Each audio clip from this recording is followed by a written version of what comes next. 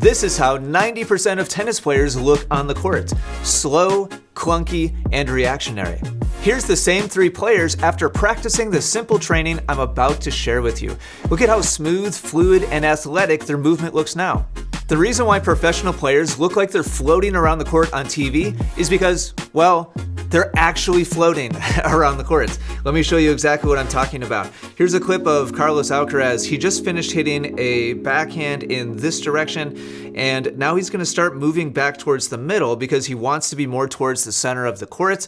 That's why he's recovering. And on his way back, he's going to lift and float right here. And in this moment, he's in a neutral position. His chest is facing forwards, his hips are facing forwards, and his feet are also facing forwards, which means at this instant, he could equally as easily move to the right or to the left. This is why he's unweighting himself and floating up in the air. And he's timed it at a very precise moment, which I'm going to reveal to you what that moment is in just a second. But watch how as he comes down from this float, he's going to plant his right foot right here, and then he's going to pivot his left foot in this direction and seamlessly shift his momentum back in the direction he came from. So this is critical to understand. His body's momentum when he neutralized in the float was going this way.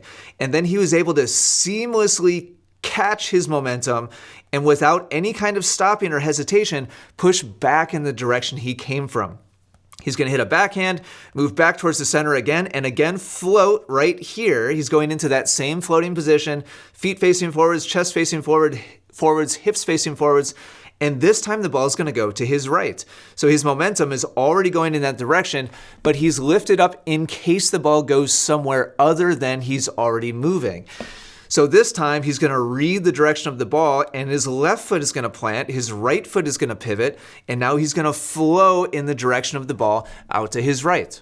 Here's what that same float looks like in a doubles situation. Here's Bryan coming up to the net, and he's going to hit his float right here as he lifts right around the service line. Look at how, just like with Carlos, his chest is facing forwards, his hips are facing forwards, his feet are facing forwards.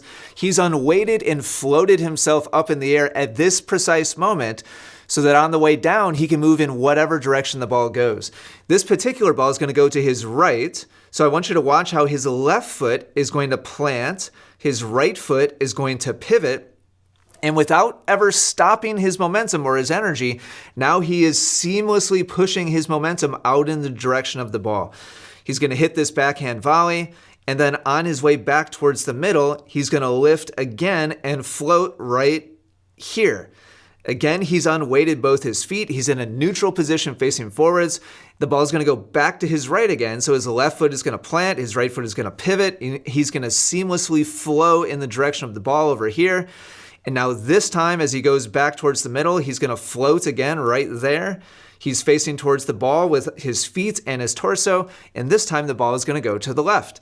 So watch how his right foot is going to plant, his left foot is going to pivot, and then he's going to seamlessly float in the direction of the ball. Most tennis players have no chance of ever feeling what this smooth flow is like around the court because they're used to doing the exact opposite. Every time the ball gets hit on the other side of the court, most tennis players go into a static, planted, ready position, and they're literally just standing there waiting for the ball to get hit.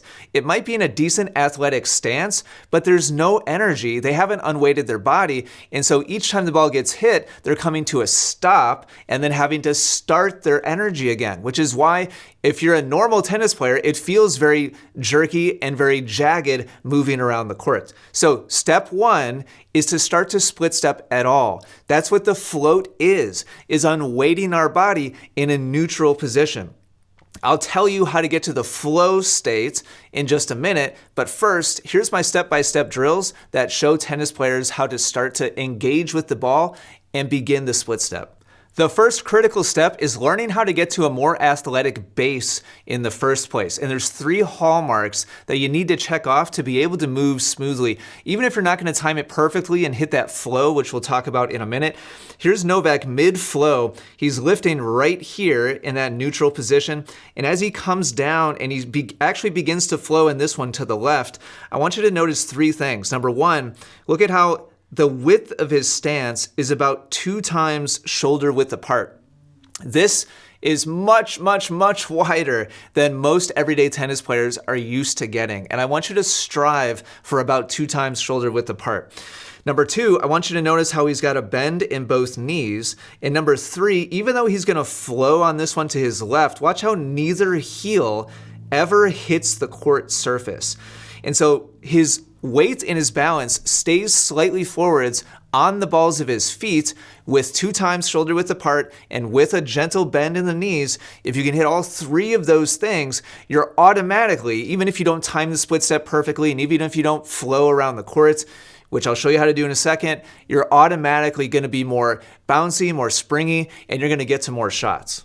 Let's check in with our everyday tennis players real quick. This player has about 1.5 times shoulder width apart with his base, which isn't too bad. A little bit of bend in the knees, that's good, but his heels are flat on the court. This player is barely past 1 times shoulder width apart. Little bit of bend in the knees, that's good.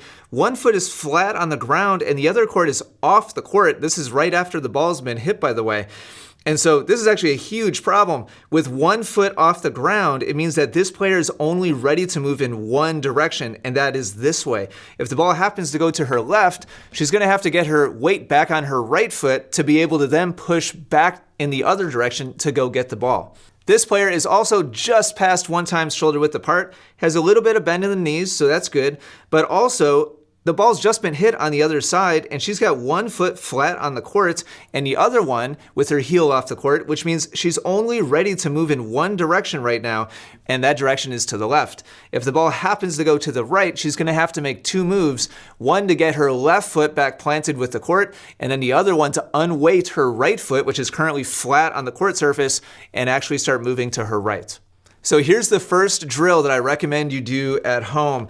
All the players in this group that I'm working with, we have them just spread out and practice checking all 3 of those boxes. 2 times shoulder width apart, bend in the knees, and heels off the court.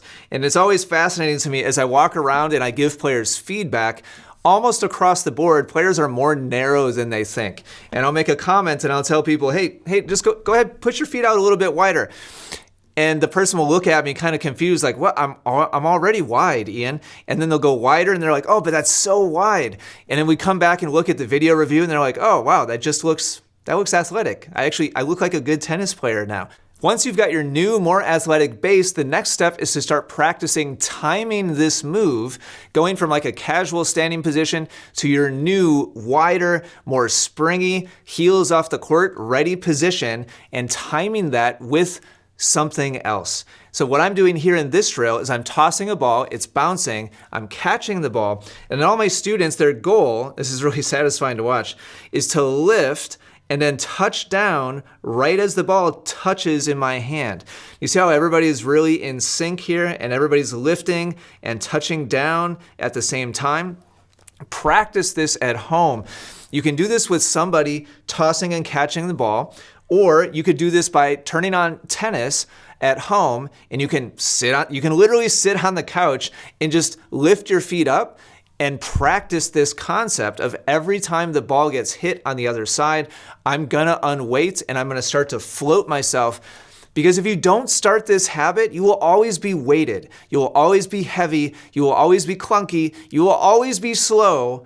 And I know people complain about the split step so much, and it grates at me so much. This is a universal, necessary thing if you want to be smooth and athletic and cover the court well, like the best players at your local courts. Upgrading your footwork is going to make the whole game of tennis much easier for you. And if you want to continue down that path, then I highly recommend going to tennissecret.com and signing up for the free training there that will show you how to optimize your positioning on the courts and also optimize your targets and your patterns to continue making the game as easy for you as possible, while simultaneously making the game as hard as possible for your opponents.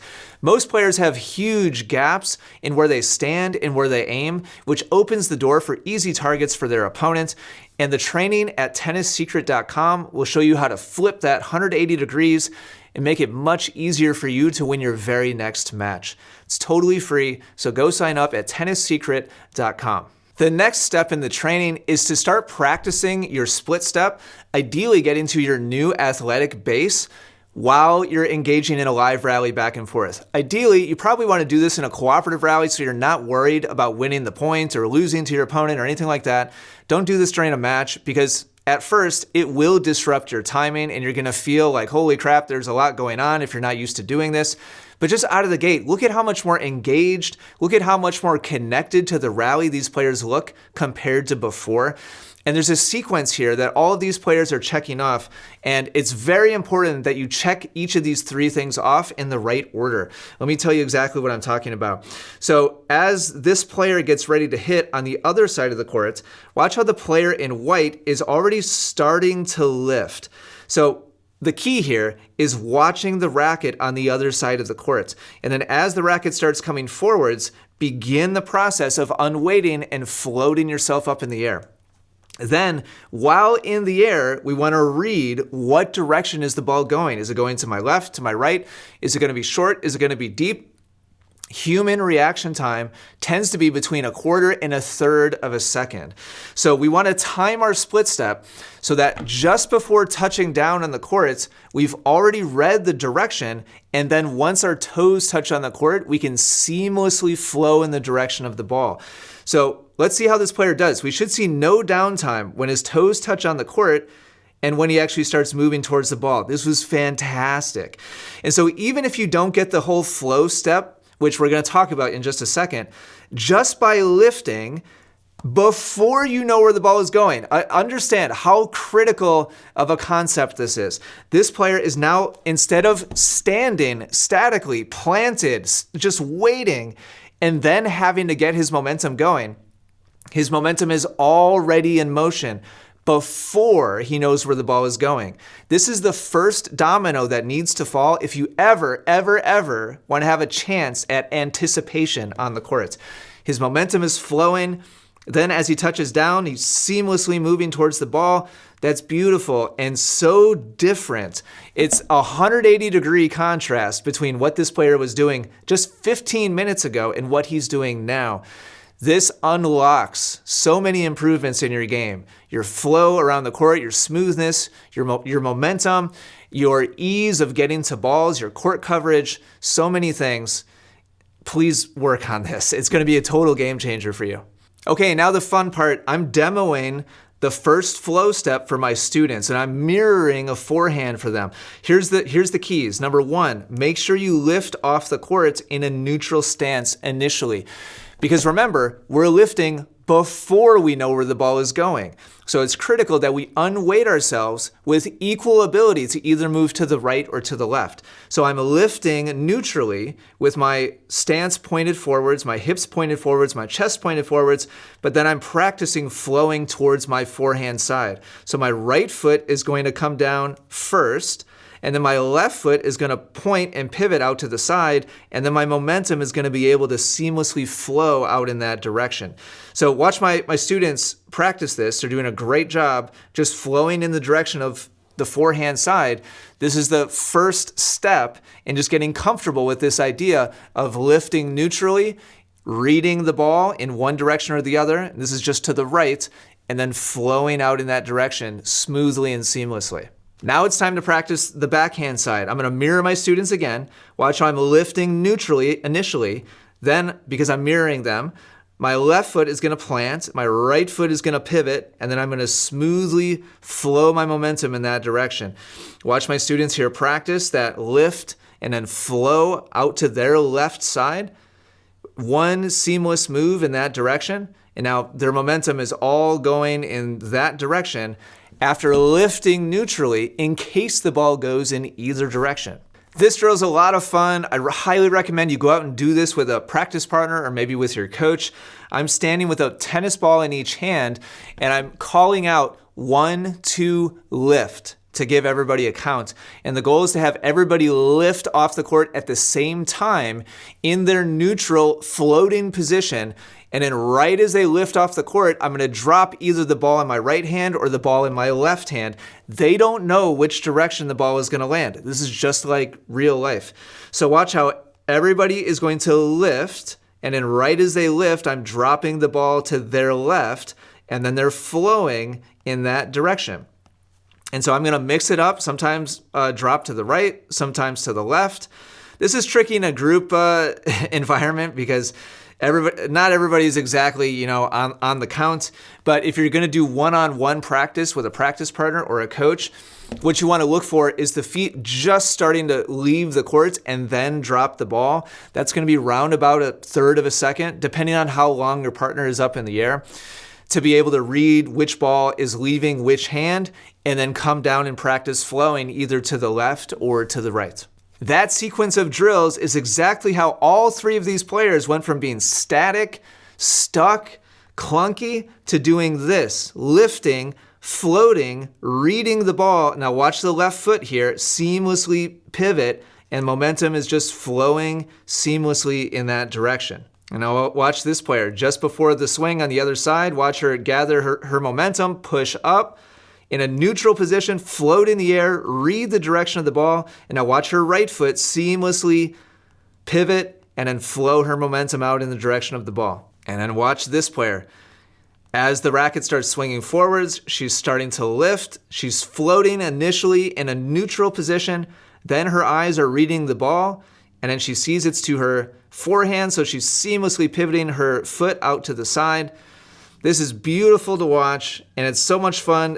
All three of these players, none of them split step before at all. And in the span of 2 days of working together, and this was a double strategy camp, so we spent maybe an hour to an hour and a half just on the split step and the flow specifically.